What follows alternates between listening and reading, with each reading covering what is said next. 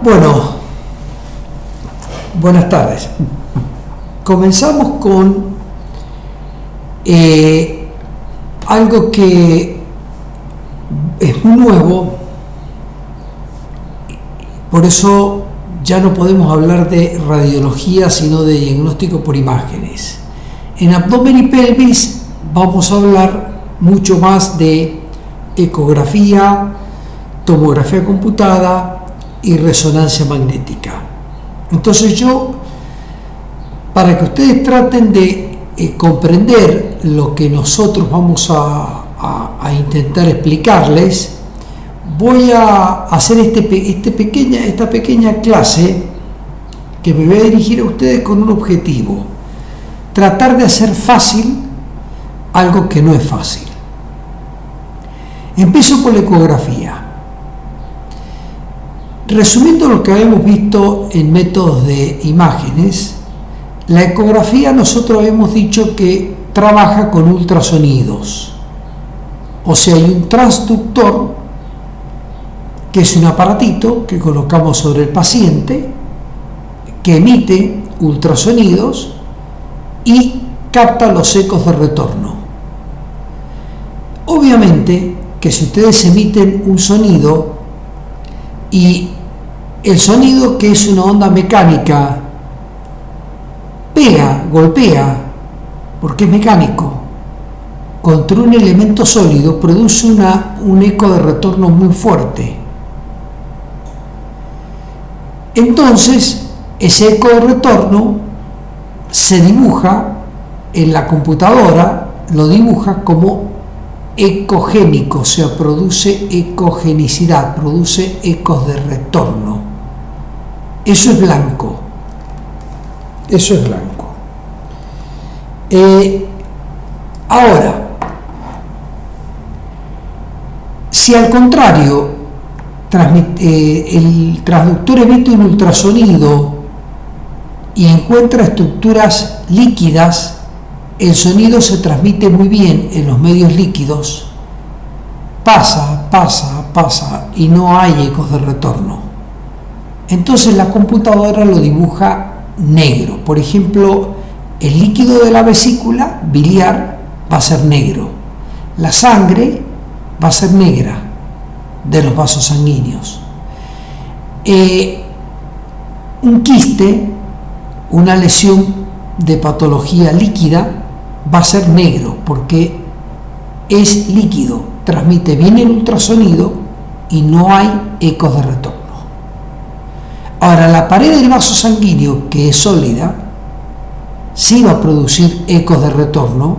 Entonces el vaso sanguíneo lo voy a ver como una estructura tubular, negra adentro porque tiene líquido, pero blanca las paredes, si tiene paredes propias, mientras más gruesas, más blancas y más ecogénica, porque más ecos de retorno produce.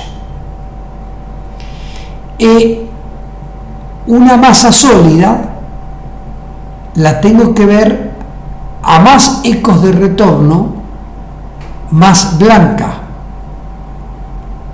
Ahora bien, si yo me pongo lo más duro en lo más sólido, y vería el hueso, un fémur de un feto, se va a ver blanco.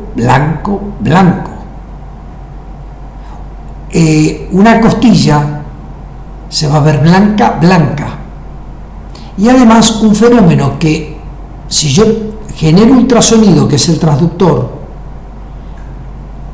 golpea, choca contra una pared sólida, netamente sólida,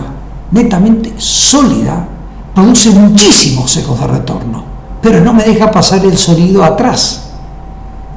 Entonces, detrás, yo a la pared la veo blanca, al fémur del feto lo veo blanco, a la costilla la veo blanca, de un adulto, pero atrás del hueso no tengo ultrasonido, entonces tengo como un cono negro de sombra, se llama sombra acústica.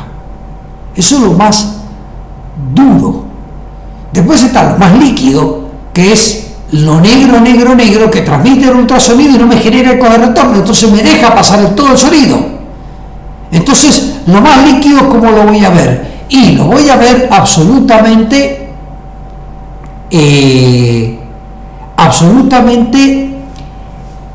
negro, porque pasa el ultrasonido y no me genera eco de retorno. Por el contrario, transmite tan bien el sonido, al ultrasonido, que detrás de lo negro voy a ver lo que se llama realce acústico, como que hay una banda blanca, todo lo contrario a la sombra acústica. Entonces un quiste lo van a ver negro, y detrás de lo negro, porque es líquido, porque es ultrasonido, porque no genera eco de retorno, con un refuerzo del ultrasonido, como una banda más blanca atrás del quiste, que se llama realce acústico. Entonces tengo un extremo de lo sólido, sólido, sólido, que es blanco en la imagen, en hueso, sombra acústica atrás. El otro extremo, líquido, líquido, líquido, negro en la imagen, pero realce, o sea, un cono blanco atrás.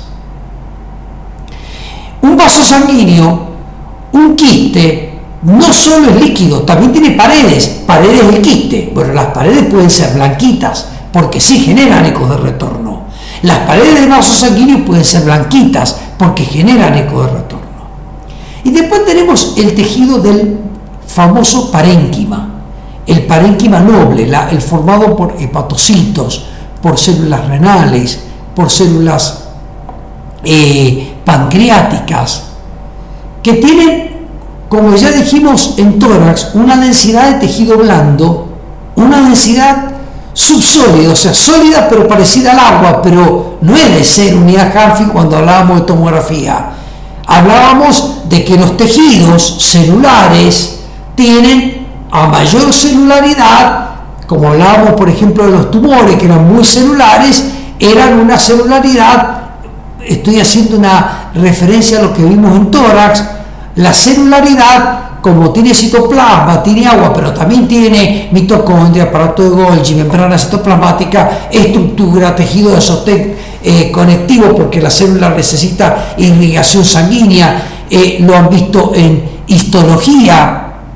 Entonces, el tejido no es duro como el hueso, pero es sólido, pero se parece más al agua, si vamos al caso, que al hueso. Entonces ahí tenemos lo que sería la gama de ni negro para el quiste, ni negro para el líquido, ni blanco para el hueso, gris.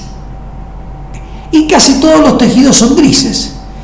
Depende de la estructura del tejido, a más necesidad de tejido de sostén, necesito un gris más claro, voy a tener, porque el tejido de sostén es conectivo y es un poco más duro que la célula propiamente dicha. A menos tejido de sostén o más contenido líquido, y voy a tener un gris un poquito más negro. Por ejemplo, el riñón, ustedes lo van a ver en ecografía como un gris oscurito, pero no es anecoico. Sin eco, solamente el líquido. Anecoico, an es sin, ecoico es sin eco. Entonces decimos el riñón, ¿qué pasa? Tiene orina, que es líquido. Es un órgano chico, no necesita tanto tejido de sostén, no es un órgano grande. Entre que tiene un volumen plasmático muy grande de perfusión, mucha sangre, porque limpia la sangre. Entonces, ¿cuánto llega de sangre al riñón? Muchísimo, muchísimo. Tiene un volumen plasmático grandísimo, porque toda la sangre tiene que ir al riñón a limpiarse. Bien, hacer la diálisis natural. Tengo orina, tengo sangre, tengo células de parénquima que tienen mucha agua, pero no necesito un gran tejido de sostén porque es un órgano chiquitito, relativo, no es el hígado. Entonces es hipoecoico, lo van a ver un gris oscuro, casi negro. El vaso pasa algo parecido, no es un órgano grande, es un órgano relativamente mediano a pequeño, no necesita un tejido de sostén, pero también es una esponja de sangre el vaso. es una esponja de sangre. El vaso cumple una función inmunológica, una función de defensa, una función inmunológica, y también tiene una función hematológica, o sea que es un reservorio de sangre y al mismo tiempo es el que se encarga de destruir aquellos glóbulos rojos que ya están viejitos para que la médula ósea produzca nuevo. Entonces trabaja con sangre. Por eso resumí que el vaso es una esponja de sangre. ¿Y cómo lo van a ver?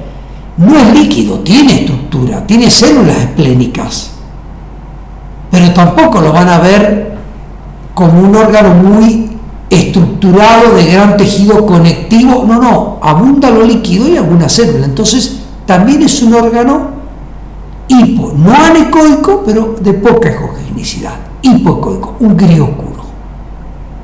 El hígado es el gris intermedio justo, tiene bilis, tiene sangre, pero necesita toda una estructura porque es nuestro filtro metabólico. Todo lo que comemos de alguna manera es absorbido en el intestino, los nutrientes me refiero, son absorbidos y tienen que ir al hígado. El hígado es el gran órgano metabólico, metaboliza la grasa, la proteína, los hidratos de carbono que comemos día a día. Y ese filtro metabólico, ¿qué significa filtro? Significa que va a tratar de que si viene mucha grasa, transformarla en azúcar, si viene mucho azúcar, transformarla en grasa, y tratar de mantener el equilibrio. Es donde se producen todos los fenómenos metabólicos de formación de nueva azúcar, de formación de gluconeogénesis, o sea, glucosa nueva, generación de glucosa nueva, lipogénesis, generación de grasa, y a su vez mantener el equilibrio metabólico del desastre que comemos nosotros, para tratar de mantener un equilibrio. Entonces necesita una estructura sólida, hepatocitos en abundancia, que son células que realmente tienen una fuerte celularidad, pero al mismo tiempo una fuerte irrigación sanguínea, pero al mismo tiempo también tienen una función digestiva, porque producen bilis, y la bilis es el detergente que por la vía biliar va al intestino y actúa generando un pH alto para que se activen las enzimas pancreáticas, trabajen. Entonces imagínense la función del hígado. Es un órgano que es filtro metabólico para mantener el equilibrio entre azúcar, grasa, todo lo demás. Bien, acumula en su interior, es una reserva de glucógeno, es una reserva de grasa cuando necesitamos energía. Y además participa en la digestión, produce bilis, que la lleva a la vesícula para que la vesícula se contraiga cuando nosotros comemos y esté en reposo, porque si no estaría drenando bilis permanente. No, la vesícula es la que regula, y dice, el hígado la genera y se la da a la vesícula es un órgano, pared blanca, negro adentro, entonces un órgano que nosotros lo tenemos como estándar de oro de lo que sería un órgano quístico, porque no es que sea un quiste, pero es como un quiste, nada más que de forma oblonga, alargada, negra, porque tiene bilis, líquido, y paredes como la de los quistes, blancas, finitas. Bien, y la vesícula es el reservorio de la bilis, pero la genera el hígado. ¿Qué es lo que hace la vesícula? Que cuando yo almuerzo, ceno, desayuno, se contrae. Entonces, elimina la bilis hacia el intestino por el colédoco en el momento oportuno. El paciente sin vesícula también, la bilis va directo del hígado al intestino, pero ya no tiene esa regulación cuando la necesito y cuando no la necesito. La vesícula la almacena y la entrega al intestino en los momentos, aquí ahora, en el momento correspondiente. Ahora, esa estructura compleja del hígado necesita un tejido de sostén alto, conectivo. Las venas portas están rodeadas de tejido conectivo, se llama espacios portas. Y las venas portas son importantísimas. Y todo eso tiene tejido conectivo. Entonces yo tengo líquido, como los conductos biliares, la arteria hepática que lleva sangre, las venas hepáticas. Tengo sólido, las células o celularidad, llamemos así, porque la célula no es sólido, sino es líquido y sólido, pues tiene líquido citoplasmático y estructura sólida, celularidad, y tengo una fuerte estructura conectiva, que eso es el espacio porta, porque yo necesito un gran tejido de sostén, es un órgano grande, necesito sostenerlo, un órgano que tiene doble irrigación, es un órgano que tiene tres tipos de líquido: arterial, venoso desoxigenado, venoso de la vena porta, que es la que viene con los nutrientes del intestino, y vía biliar, o sea, tengo distintos tipos de líquido con distintas densidades. La vía biliar rodeada de tejido conectivo, en la porta rodeada de tejido conectivo, gran tejido de sostén, gris intermedio, no es el riñón gris oscuro, no es el vaso negro gris oscuro, es gris intermedio. Después tengo el páncreas. El páncreas es un fenómeno especial, porque hay un fenómeno físico que cuando yo tengo líquido sólido, genero muchas interfaces. Líquido y sólido son dos zonas distintas. Líquido sólido, dos zonas distintas. Eso se llama interfaz. El páncreas está lleno de interfaces, porque es una glándula muy apretada, muy comprimida. Entonces, al tener tantas interfaces, hay un fenómeno físico por el cual el ultrasonido, cuando pasa de agua sólido, empieza a generar ecos de retorno. Genera ecos de retorno. ¿Ustedes quieren agotar el sonido? Y yo les digo, quiero que no me escuchen. Yo quiero que ustedes no me escuchen. Entonces hago interfaces. Pongo 5 vidrios con distintas interfaces. Y yo al poner interfaces de distinto, sólido, gas, o sólido, líquido, genero ecos de retorno. O sea, el sonido mío no atraviesa ni por casualidad esas 5 interfaces, genera ecos. Pega y vuelve, y a la computadora le interesan los ecos. El páncreas es una glándula apretada, llena de interfaz celular, exocrina, y agreguémosle endocrina también, los islotes de Langerhans. Entonces una glándula exocrina, glándula endocrina, entonces tiene células de diferentes tipos, sumamente irrigado, porque es una glándula exocrina endocrina, necesita sangre para poder tener los elementos para formar conductos, para eliminar, para dar al duodeno lo exocrino y a la sangre lo endocrino, la insulina. Entonces es una glándula mixta, chiquitita, relativamente chica. Entonces está todo apretado y tiene interfaces. Las interfaces generan ecos de retorno, no dejan pasar el sonido. No llega a ser blanco como un hueso, pero es blanco. Entonces es ecogénico el páncreas, hipoecoico el riñón, hipoecoico el vaso, ecogenicidad intermedia el hígado, anecoico la aorta con paredes propias ecogénicas, anecoico la vena cava con paredes propias más finas que las paredes arteriales, porque las paredes venosas son más finitas, con paredes ecogénicas. Eso un poco resume la ecogenicidad de hígado, vesícula, páncreas, vasos, riñones, y también de lo que es tubular, ya sea vía biliar, vaso sanguíneo, arteria, vena, anecoico, donde va el líquido, y ecogénica, donde va su pared, porque produce ecos.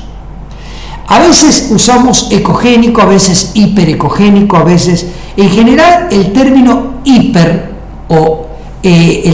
hiperecogénico es cuando se excede.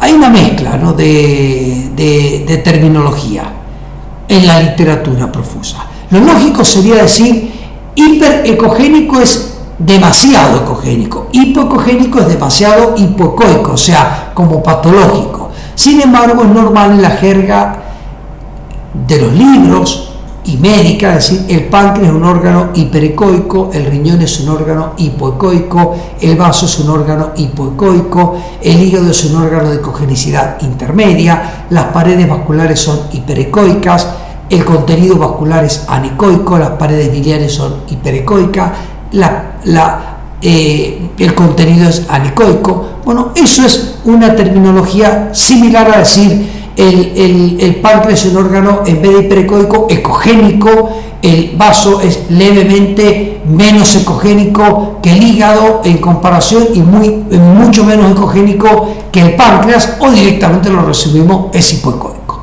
Bueno, es un tema de confusión terminológica, pero ya ustedes entienden a qué nos referimos y por qué. Con respecto a la tomografía computada, ustedes van a medir densidades. Entonces, en la clase de tomografía, ustedes van a ver que hablan de hipodenso, hiperdenso, es otro tema, miden densidades. Y que como la tomografía computada no se trata de ecos de retorno, sino que se trata del mismo principio radiológico, absorción de rayos o no absorción de rayos, dependiendo de la capacidad de absorber rayos, que a su vez depende de la capacidad de lo sólido que sea. Si es muy sólido va a absorber más rayo y si es menos sólido va a absorber menos rayo. Entonces, a más sólido absorbe más rayo y es más denso. El calcio es denso. El hiperdenso es calcio. El hiperdenso es el hueso. Y lo hipodenso, que no tiene capacidad de absorber rayo, es más bien el agua. La grasa, que era densidad negativa, porque no absorbía nada directamente de rayo, todo lo contrario. Bueno, un poco lo que hablamos en tórax de radiología y tomografía se aplica también a abdomen. Y van los dos métodos de la manito, porque radiología y tomografía tienen el mismo principio, absorción o no de rayo. Ahora vamos a la resonancia. Y acá viene un poquito lo más difícil. Hablamos de hipointenso y hablamos de hiperintenso, porque la resonancia depende de la intensidad de resonar. Y para colmo, para más complicación, hablamos de la fase T1 y T2, ¿correcto? T1 y T2. Bueno, la vamos a tratar de correlacionar con lo que hablamos de física de resonancia para no salirnos del hilo, y al mismo tiempo de repasar y al mismo tiempo de que ustedes puedan entender un poquito la patología. Cuando el doctor que dé patología, ustedes entiendan a qué se refiere hiperintenso en T2, hipointenso, etcétera, etcétera. Recuerden que la resonancia lo que hace es obtener una imagen en base a energía propia. O sea, lo que hace es, colocamos al paciente en un imán que se llama magneto. Ya el colocarlo adentro alinea todos los protones de hidrógeno, que es en lo que se basa la imagen de resonancia. Es decir, voy a explicar algo primero. Ustedes en la secundaria estudiaron un fenómeno que se llama magnetismo y estudiaron un fenómeno que se llama inducción electromagnética. O sea, toda carga eléctrica en movimiento genera un campo magnético. Los protones de hidrógeno, los protones en general, todos, lo que pasa es que el que más abunda en el organismo, hay dos tipos de estructuras en el organismo. El agua, que tiene dos protones de hidrógeno, dos átomos de hidrógeno, y las estructuras no acuosas, que son las estructuras orgánicas, hidratos de carbono, lípidos y proteínas. ¿Y cómo están formados? Por cadenas de hidrógeno. ¿Se acuerdan? El carbono y el hidrógeno al lado. Carbono y el hidrógeno al lado. Entonces, ¿cuál es la molécula más abundante en el organismo? Es el hidrógeno. ¿Cuál es el átomo más abundante en el organismo humano? Es el hidrógeno. Y el hidrógeno tiene dos protones, ¿correcto? Bueno, entonces el protón más abundante que hay en el organismo, en el núcleo, es el hidrógeno, porque el hidrógeno es el átomo más abundante. Bien, y tiene 2 protones. O sea, cada átomo de hidrógeno vale por 2.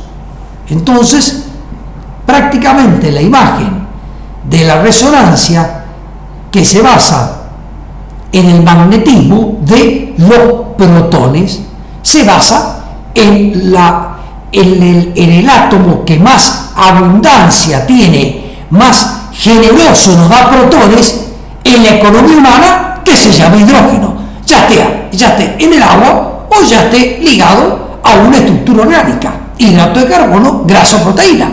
Pero el hidrógeno es la fuente de protones que nosotros tenemos. El protón gira alrededor de su eje, como un trompo, gira alrededor de su eje. Bien, entonces al girar es una carga positiva, eléctrica. Al girar, ¿qué genera? Magnetismo. Entonces, aunque ustedes no lo crean, si yo tomo un protón en mi mano, se comporta como un imán, porque está girando. Y al ser una carga eléctrica en movimiento, genera alrededor un campo magnético. Y un campo magnético, ¿qué es lo que es? Es un imán. O sea que si yo tengo un protón de hidrógeno y le pongo un imán a campo, lo pego. ¿Me entienden? Pongo el imán y en vez de poner un metal, pongo un protón de hidrógeno, ¡tac!, lo pego. Tiene magnetismo.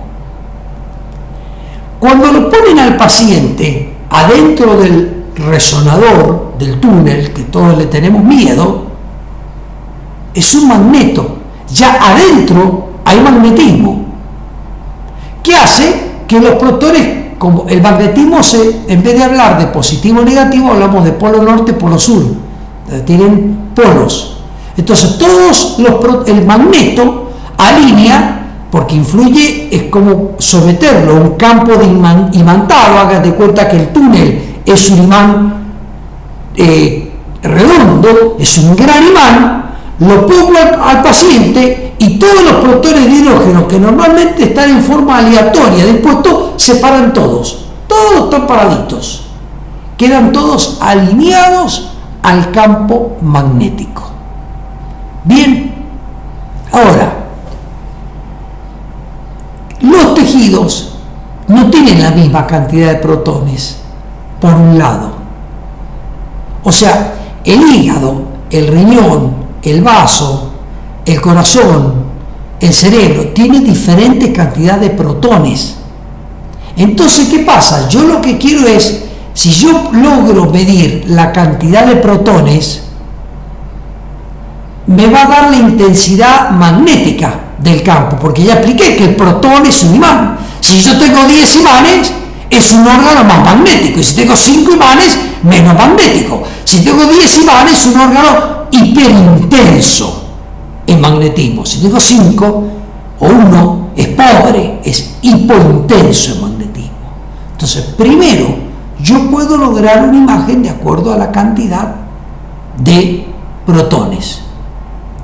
¿Cómo lo hacemos para medir? Pues también yo lo puse al paciente en un magneto, todo muy bonito, en un imán. Yo sé que el protón es una carga eléctrica en movimiento. La carga eléctrica genera un campo imantado, un campo magnético. Entonces el hidrógeno, que es el más abundante, que tiene 2 protones, bien, cada molécula de hidrógeno es un imán, que si yo lo tuviera en la mano y le pongo, lo atraigo al imán, al protón en movimiento. Es un abstracto.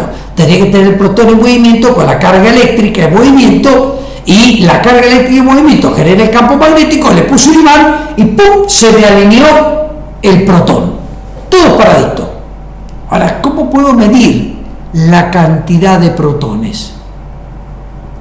Bueno, una forma sería excitarlos, y que excitarlos significa darle energía, y después sacarle la excitación y que me devuelva la energía.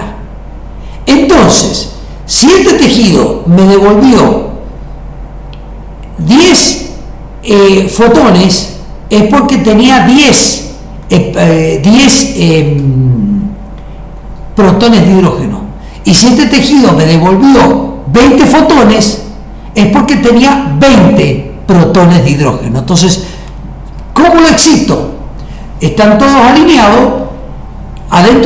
Dentro del aparato de resonancia magnética hay una bobina de radiofrecuencia. La radiofrecuencia también son fotones de energía. Bien, es una forma energética. Bien, así como los rayos X, como el gamma, son, en definitiva, todo es energía. Todo. Entonces, esa bobina, ¿qué hace? Excita, vamos a hacer un ejemplo que queremos estudiar, el abdomen. Excita, le manda fotones de energía a todo el abdomen. Bien, entonces, ¿qué pasa? Este protón que estaba alineado, al recibir la energía es como recibir un golpe, se cae, porque al recibir la energía, si yo tengo la bobina acá, lo alineé con un campo magnético, estaba así, activé la bobina, la bobina es más fuerte que el campo magnético, entonces hace que apunte a la bobina, no apunte más al campo magnético, lo saqué de fase. La fase del campo magnético era tenerlo parado. La bobina le emite radiofrecuencia, energía, y le dice: vení para acá, yo soy el magneto, yo soy el que mando. Cuando la bobina paró, nuevamente se volvió a parar el protón al campo magnético de base. Cuando yo lo excité, es porque le di energía. Cuando volvió, devuelve la energía. Y esa energía que devuelve la capta una antena. Entonces, si acá tengo 10, acosté a 10, 1, 2, 3, 4, 5, 6, 7, 8, 9, 10, y los tengo así con la bobina. Cuando yo solté la bobina, vuelve a estar parado, me devuelve la energía, y la antena dice: ahí, en ese órgano hay 10. Hay 10. Ahora voy a poner un órgano que hayan 30. Entonces, puse la bobina, y a los 30 protones de hidrógeno los acosté, 1, 2, 3, 4, 5, 20, 28, 29, 30, los 30 acostados, paró la bobina, los 30 volvieron, los 30 devolvieron la energía, los 30 devolvieron 30 fotones de hidrógeno, de energía, porque eran 30 protones que excité y devolvieron 30, y lo capta la antena. Entonces la antena dice: es desigual. Acá hay una energía de 10 fotones porque habían 10 protones. Acá hay 30 fotones porque habían 30 protones. Acá hay 28 fotones porque habían 28 protones. Se lo da a la computadora lo analiza y forma un mapa protónico de energía que dice: esto es hipointenso, esto es semi-hipointenso, esto es semi-hiperintenso, esto es hiperintenso, y armó una imagen de la resonancia. No usó rayo, no usó una fuente de energía que nosotros le dimos, a pesar, porque existió la bobina, pero la bobina no formó la imagen. La imagen la forma el mismo organismo cuando devuelve la energía que la bobina le dio. Eso se llama T1 y va a depender mucho de la capacidad, de la cantidad de protones que tenemos en cada tejido. Por ejemplo, en la grasa o en la proteína o en el hidrato de carbono, cuando hay mucha estructura orgánica, hay mucho hidrógeno, porque todos son cadenas hidrogenadas y van a tener que ser más hiperintensos. Bien. Ahora, en el agua no hay tanto, porque hay moléculas, pero está más dispersa. En una cadena de grasa, ustedes tienen CH, en la glucosa, CH, todo ligado. ¿Eso qué significa? Que tienen todos los hidrógenos pegaditos, uno al lado del otro, las estructuras orgánicas, como grasa, lípidos e hidratos de carbono. Esas son más energéticas, tiene más hidrógeno. En vez de en el agua, para ser líquido, salvo que la condensen en hielo. Ahí sí, porque un volumen así de agua, cuando ustedes le cambian la temperatura, lo achican y lo transforman en un cubito de hielo. Se comportaría diferente. El hielo al agua se comportaría diferente, porque el hielo sería como que todos los protones de hidrógeno los acumulé en una superficie y tengo hidrógeno, altamente energético en ese T1. Pero el agua, al ser líquida, está muy separados. Entonces no tengo tanto como en las estructuras orgánicas. Entonces el agua en el T1 la van a ver negra. Ahora bien, ¿qué hace el T2? El T2 mide otro tipo de energía, que es la de precesión. Los protones giran, ¿correcto? Ahora, al tener energía, mientras más hace el giro, mientras más giran, más precesión tienen, el trompo da más vuelta, genera un campo magnético más fuerte, ¿correcto? Entonces va a ser más energético. Y ahí cambia la cosa. ¿Por qué? Vamos a hacer de cuenta que 7 largamos un trompo y los 7 estamos bien separados. Entonces yo largo mi trompo, el otro competidor larga el trompo, el otro competidor larga el trompo, el otro larga el trompo, y están todos separados. Entonces los trompos giran, altamente energético en la precesión, en el giro. No me interesa la cantidad que hayan, me interesa la energía magnética de precesión, de rotación. El agua, al estar separado, las moléculas giran y no rozan una con una. Entonces, altamente energética en esa precesión, que es el llamado T2. Entonces, ¿cómo va a ser el agua? Hiperintensa, blanca en T2. Ahora vamos a lo muy sólido, con mucho conectivo. Por ejemplo, más hueso, más denso, más apretado. Entonces ustedes largan y tienen un trompo acá, y este se molesta con este. Los 7 competidores estamos pegaditos. Yo largo mi trompo, usted larga su trompo, usted el otro larga su trompo. Los 7 trompos están girando y se van golpeando. ¡Pum, pum, pum, pum! Van cayendo. ¡Poca energía! Porque se molestaron. El cubito de hielo se van a molestar. Bueno, entonces, ¿qué pasa? El hueso, por ejemplo, se ve negro en T2, porque está todo apretado, negro en T2. Y el agua que está suelta se ve blanca. Ahora, los tumores, por ejemplo, los tumores tienen mucha celularidad. Si tienen mucha celularidad, ¿qué es la célula? Y la célula tiene agua.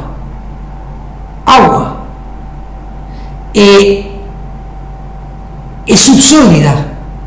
Si tiene mucha celularidad, en T2, lo más probable es que sea blanco, porque tiene mucho agua, demasiada agua. No tiene tanto tejido de sostén. Entonces va a ser blanca. Ahora, en T1, a pesar de ser sólido, pero al ser altamente celular, el agua es intracelular, pero no importa, es agua citoplasmática. La celularidad va a ser más parecida al agua. Entonces un tumor generalmente es hipointenso. ¿Por qué? Porque es muy celular. La célula tiene mucha agua citoplasmática, es pura agua. Entonces, en un T1, habíamos dicho que el T1 medía la cantidad de protones, la energía protónica, y depende que si los protones están juntos es muchísimo más blanco que si están están separados. Si yo tengo muchísimas células, es agua, más agua, más agua, más agua, más agua. Entonces el tejido, mientras más celular sea, es más negro. ¿Bien? Es más negro. En T1. Pero al tener más agua, que el T2 que medía los trompos que giraban y no se molestaban, es más blanco. Entonces, el agua en T2, ¿cómo es? Blanca. Los tejidos blandos en T2, ¿cómo van a ser? Más bien blandos, blancos. ¿Cómo van a ser los tumores altamente celulares? Blancos. Blancos. ¿Cómo van a ser los tumores en T2 altamente celulares? Blancos. ¿Cómo va a ser el agua en T2? Blanca. ¿Cómo va a ser el agua en T1 que medía la cantidad? Uno acá, otro lejos, otro más lejos. Negra. ¿Cómo va a ser un tumor altamente celular en T1? Negro. Negro. Ahora, el hueso, por ejemplo, el hueso, habíamos dicho después que el T2, mientras más apretados estén las moléculas, como en el hueso, va a ser negro. Los tejidos son todos intermedios, porque el tejido cambia la cosa, no el tejido tumoral, porque el tejido tumoral casi siempre es negro en T1 y blanco en T2, casi siempre es negro en T1, porque célula, cáncer, célula, que crece, célula. Ahora, ¿qué? ¿Eso es el músculo? No, el músculo tiene aponeurosis, perinicio, endomisio, tejido conectivo, tejido de sostén, célula. Obvio, no es todo agua, no es todo, tiene células conectivas. Entonces, el hepatocito, y el hígado, y el hígado tiene parte agua, parte sólida, parte de paredes biliares, paredes vasculares. Entonces ya estamos hablando que los tejidos oscilan en un gris. ¿Qué puede ser un gris más oscuro, un gris más claro? Tanto en T1 como en T2, porque en T1 medimos la cantidad de protones y los tejidos no son ni el agua, que están todos abiertos, ni totalmente todos, ni una gran cantidad de protones, porque no es que sea todo hidrato de carbono, proteína y grasa. Entonces el tejido tiene, por un lado, estructuras orgánicas como son hidrato de carbono, grasa y proteína, que van a darme una densidad protónica alta, pero por otro lado tiene bastante agua que me van a dar una dispersión protónica alta. Entonces, si predomina la separación de los protones, el tejido de T1 va a ser más bien negro, y si predomina la densidad de protones, el tejido en T1 va a ser más bien blanco. Como no es ni uno ni otro, porque tiene hidrato de carbono, proteína, el músculo tiene proteína, el músculo tiene hidrato de carbono, el músculo tiene grasa, pero también tiene mucha agua. Entonces es todo intermedio. Lo mismo pasa con el hígado y demás. Todos los tejidos en T1 van a ser grises intermedios. Y en T2 parecido. En T2 van a ir en gama de grises los tejidos. Porque en T2 depende que el agua que tienen los tejidos va a favorecer el blanco, porque lo separa y el trompo gira libre. Pero los tejidos también tienen hidrato de carbono, grasa y proteína, donde se molestan los trompos, caen. Entonces, por un lado, tironea al negro para que el T2 sea negro en los tejidos, porque están todos los protones pegaditos, porque el músculo tiene proteína, tiene grasa, tiene hidratos de carbono, tiene todo, y por otro lado tiene mucha agua que hace que se separen los protones y tiende a ser blanco. Entonces, tanto en T1 como en T2 se equilibran, se contraponen la fuerza, y todos los tejidos son grises. Todos los tejidos son grises. Es aburrido ver la resonancia. Hasta punto tal de que los especialistas, más especialistas, a veces buscan el agua para ver que es blanca y decir es un T2. O el agua que es negra para decir que es un T1, porque hasta a ellos les cuesta, porque es todo gris. Ahora, los tumores van a ser casi siempre blanco en T2, no siempre, casi siempre, porque tienen mucha celularidad, poco tejido de sostén, son células más célula más célula, agua más agua más agua. No es un tejido normal que tenga hidratos de carbono, grasa, proteína, estructura de sostén. No, célula cancerígena. Analizan el cáncer y ven célula, en 1 millón de células en un milímetro cúbico. Eso es agua. El T2 es blanco, el T1 es negro, porque el agua es negra. Y porque el T2 es blanco y es blanco. Entonces, la característica del tumor es que es negro en T1 y blanco en T2.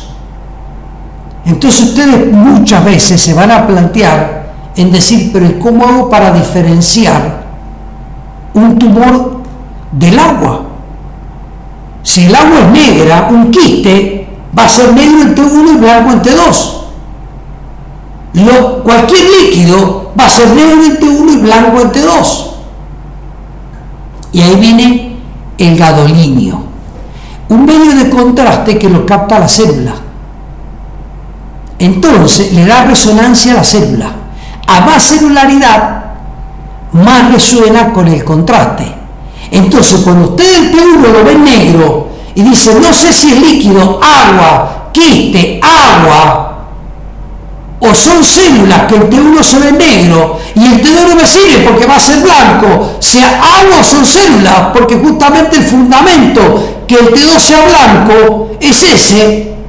Agarramos un T1 negro y le damos gadolinio. El gadolinio es una sustancia química que lo que hace es darle resonancia, realzar la capacidad de resonar a la célula. Más celularidad, más resonancia, más celularidad, más resonancia, sin importarme que sea agua o no, porque el gadolinio donde va, donde apunta, donde pega, donde lo capta es la célula.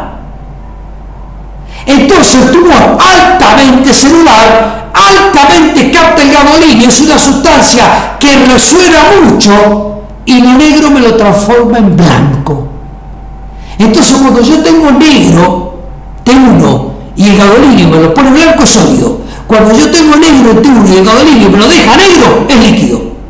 Y el T2 siempre va a ser blanco. Entonces usamos el gadolinio para diferenciar quiste de tumor. Conclusión. En resonancia, recuerden que casi todos los tumores van a ser negro en T1 y blanco en T2, pero que van a captar gadolinio y en el T1 van a ponerse blanco. Y eso es lo típico de los tumores. ¿Salimos de la media estándar que acabo de explicar? Sí. Hay tumores de estructura muy particular. Por ejemplo, hay tumores vasculares que son malformaciones como los hemangiomas, que no son tumores, son ovillos de vasos sanguíneos. Ovillos de vasos sanguíneos. Y eso, los vasos sanguíneos, muy apretados, la mayoría capilares, y aunque sea cavernomatoso, de vasos grandes, siguen siendo chiquitos. Los vasos sanguíneos tienen paredes. ¿Correcto? ¿Y qué pasa? Al tener, y tienen en su estructuras orgánicas, la pared de los vasos sanguíneos, tienen una capa íntima, una capa media que es músculo. El músculo que tiene proteínas, tiene hidratos de carbono, tiene grasa, ¿o no? No tiene músculo. Tiene una adventicia, tiene grasa alrededor del vaso sanguíneo. Entonces, ¿qué pasa? Si yo tomo un hemangioma, es un ovillo vascular que tiene algo de sangre, sí tiene sangre apretada,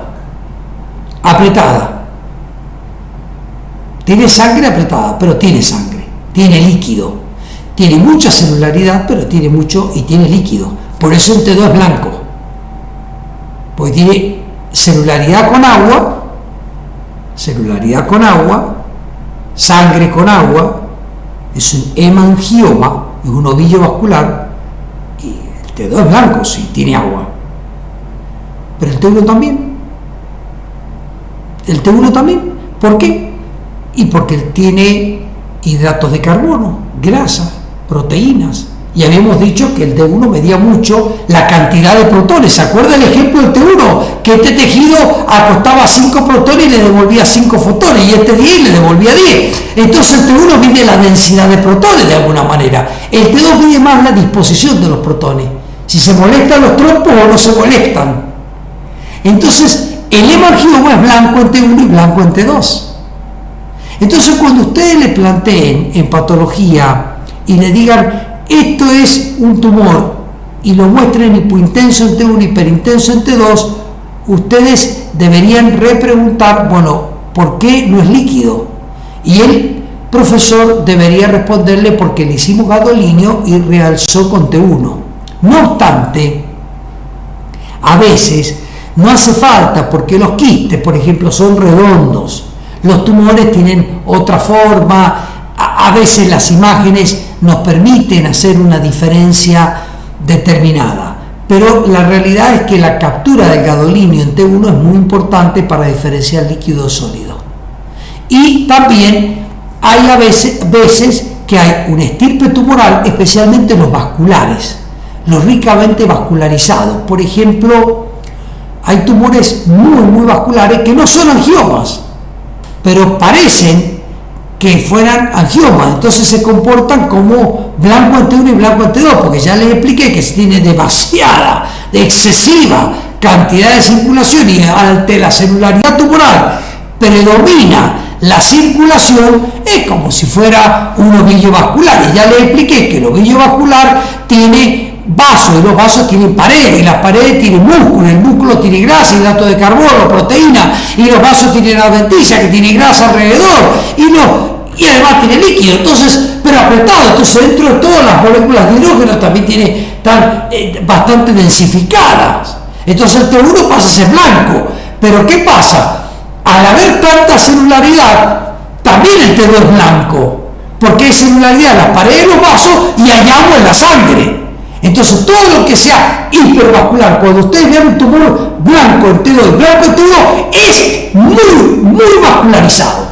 Un hemangioblastoma, una malformación vascular, un meningioma, porque es un tumor de meninge pero tan vascularizado que lo hace blanco el T1 y blanco el T2. Entonces, cuando vean blanco, no queda la duda que es sólido. Bien, pero muy vascularizado, más que todo lo vascular. Cuando vean negro y blanco, cuidado, sólido o líquido. Vamos a ver si el T1 realza con contraste y el negro se puso blanco y el T2 blanco. Y ahí captó gadolinio. Entonces sólido. Y después vamos a ver la gama de grises, aburridísima, que tenemos en T1 y T2. El T1 que mide más la cantidad de protones y el T2 que mide más la disposición de los protones. Por eso se usa mucho para diagnóstico del T2, porque a veces la cantidad de protones nos diferencia un tejido de otro. Por ejemplo, el muscular del conectivo, el conectivo del hepático, el hepático del esplénico, el esplénico del pancreático, porque hay una diferencia abismal de protones.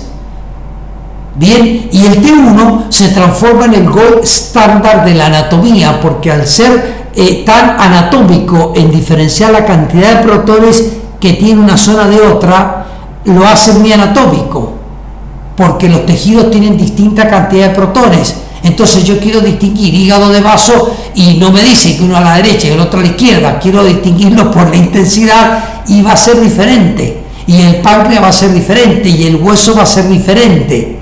La anatomía la del T1.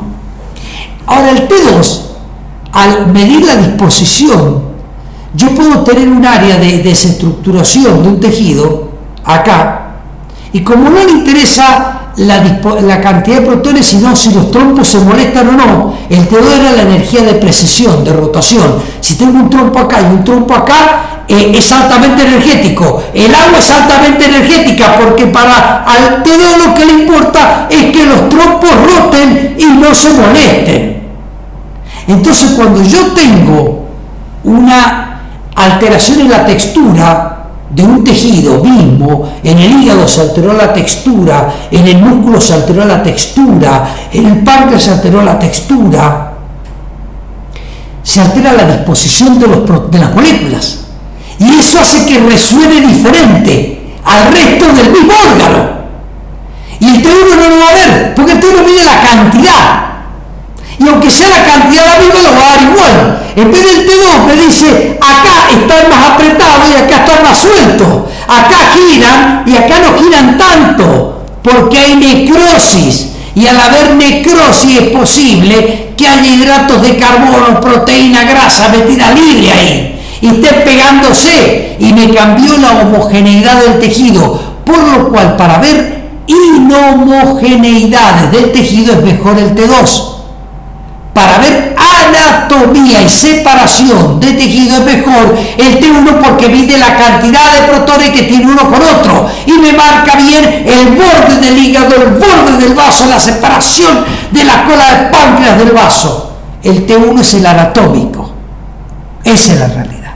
Bien, entonces recordando eso y recordando que el líquido lo van a ver blanco en T2 y el líquido lo van a ver negro en T1, los tumores lo van a ver blanco en T2, negro en T1, pero captan gadolíneo. Los tejidos los van a ver grises en T1 y T2, pero la inhomogeneidad de un tejido la van a ver más franca en T2. Los tumores vasculares, ricamente vasculares, son los hemangioma, hemangioblastoma, algunos tumores son los que suelen dar alta resonancia y blanco en T1 y T2. Yo puedo tener excepciones a esto. Bien, y hay excepciones. Por eso la resonancia tampoco es el estándar de que es lo único que va a ser diagnóstico y yo puedo ser tan simplicista en esto. Esto es para que razonen un poco cómo es el tema del T1 y T2 y de esa forma poder interpretar qué están viendo. Y después aplicar excepciones que ya son un poco más complejas. Entonces en esta charla lo que hemos tratado de resumir es un poco la ecografía, la tomografía y la resonancia un poco más amplia para introducirlos en abdomen, porque son los 3 métodos gold estándar que vamos a hablar en abdomen. Muchas gracias.